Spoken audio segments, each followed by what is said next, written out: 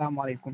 لوگوں کا غرور توڑ دینے والی سمندر کی خطرناک اور کئی سو فٹ اونچی لہری ایسے لوگوں کو شاپر کی طرح اڑا کر لے جاتے ہیں۔ سمندری طوفان کتنا طاقتور ہو سکتا ہے، کتنا خوفناک ہو سکتا ہے اور یہ کیسے پیدا ہوتا ہے، تو جانیے اس ویڈیو میں۔ میرا نام ہے اسامہ، کا چینل پر نہیں ہے تو سبسکرائب کریں۔ چلتے ہیں ویڈیو کی طرف، ہیڈ فون لگا کے سنتے ہیں۔ بائپر جوائے نامی سمندری طوفان بحیرہ عرب کے ساحلی علاقوں پر تباہی مچانے کی تیاری کر رہا ہے۔ یہ پاکستان اور انڈیا کے کئی علاقوں میں تباہی لا سکتا ہے۔ بائپر جوائے پاکستان کے کیٹی بندر اور انڈین ریاست گجرات کے درمیان 150 کلومیٹر کے علاقے سے ٹکرائے گا۔ اس وقت یہ کراچی سے جنوب کی طرف ہے اور یہ شمال کی طرف ٹکرائے گا۔ بدھ کے روز سے یہ شمال مشرق کی سمت اختیار کرے گا۔ 15 جون یعنی جمعرات کی دوپہر کے قریب کیٹی بندر اور گجرات کے درمیان 150 کلومیٹر کی رینج میں لینڈ کرے گا۔ یہ انتہائی شدید طوفان ہے۔ جس وقت یہ ساحل سے ٹکرائے گا اس کی شدت اس وقت بھی اتنی ہی برقرار رہے گی۔ ٹھٹھا، سجاول اور بدین میں خاص طور پر آندھی اور تیز بارش ہوگی۔ طوفان کے مرکز میں ہواؤں کے جھکڑ 180 کلومیٹر فی گھنٹہ کی رفتار کو چھو رہے ہیں۔ اس طوفان کے سسٹم کے مرکز کے اطراف شدید طغیانی ہے۔ یہاں لہریں 30 سے 40 فٹ تک بلند ہو رہی ہیں۔ سازگار ماحول طوفان کے سسٹم کو شدت برقرار رکھنے میں مدد کر رہا ہے اور اسی کی وجہ سے 17 جون تک بارشیں ملک میں متوقع ہیں۔ اس دوران چلنے والی ہواؤں کی رفتار 80 سے 100 اور 120 کلومیٹر فی گھنٹہ بھی ہو سکتی ہے۔ کراچی اور حیدرآباد میں 14 سے 16 جون کے درمیان میں تیز بارشیں متوقع ہیں۔ طوفان کی وجہ سے آنے والی تیز ہوائیں کمزور عمارتوں اور کچے مکانات کو نقصان پہنچا سکتی ہیں۔ طوفان کے دوران کیٹی بندر اور اس کے اطراف لہریں 8 سے 12 فٹ تک بلند ہو سکتی ہیں۔ بائپر جوائے طوفان ایک سائیکلون ہے جو کہ دوسری مرتبہ بحیرہ عرب میں سمندری طوفان کی صورت میں آیا ہے۔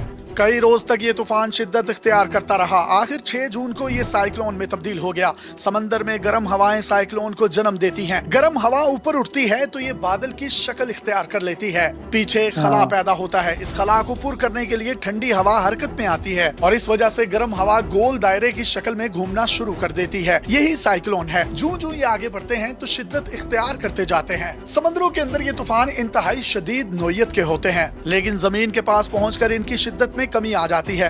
اگرچہ براہ راست طوفان اتنا نقصان نہ بھی پہنچائے تو بھی یہ اپنے ساتھ لائی گئی ہوا اور بارش سے کافی نقصان پہنچا سکتے ہیں۔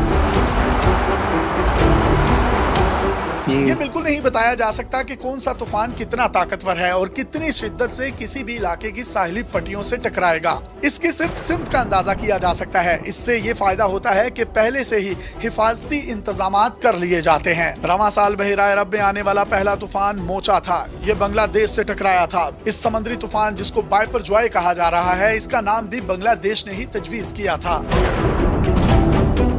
سمندری طوفانوں کے نام میٹرولوجیکل آرگنائزیشنز کی طرف سے رکھے جاتے ہیں۔ اس کے نیچے 6 ریجنل اسپیشلائزڈ میٹرولوجیکل سینٹرز اور 5 regional tropical storm warning centres ہیں۔ بائپر جوائے کی وجہ سے سندھ میں تقریباً 60,000 لوگوں کے متاثر ہونے کا خدشہ ہے۔ لوگوں سے کہا گیا ہے کہ وہ تہہ خانوں سے سامان نکال لیں، گھروں کی چھتوں کی صفائیاں کر لیں اور اگر آپ اپنی گاڑیاں درختوں کے نیچے کھڑی کر رہے ہیں تو کوشش کریں سفر نہ کریں، اور اگر گاڑی پارکنگ میں لگانی ہے تو درختوں کے نیچے کھڑی کرنے سے اجتناب کریں۔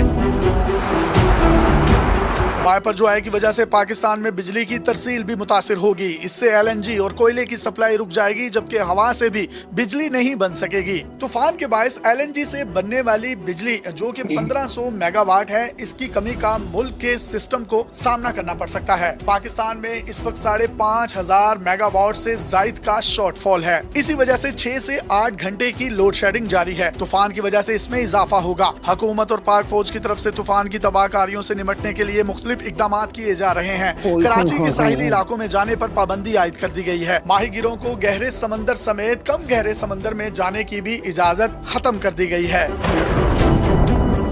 تیز ہواؤں کی وجہ سے بل بورڈز گرنے کا خطرہ ہے، یہ بھی ہٹائے جا رہے ہیں۔ گورنر ہاؤس میں ہیلپ لائن قائم کر دی گئی ہے۔ اس ہیلپ لائن کے ذریعے مدد حاصل کی جا سکتی ہے۔ اگر آپ بھی ساحلی علاقوں میں مقیم ہیں تو سمندر کے قریب جانے یا ساحل سمندر پر وزٹ کرنے سے گریز کریں۔ اپنے میزبان یاسر شامی کو پاکستان کے سب سے بڑے digital media network daily Pakistan سے اجازت دیجیے اور دیکھتے رہیے ڈیلی پاکستان۔ اللہ حافظ۔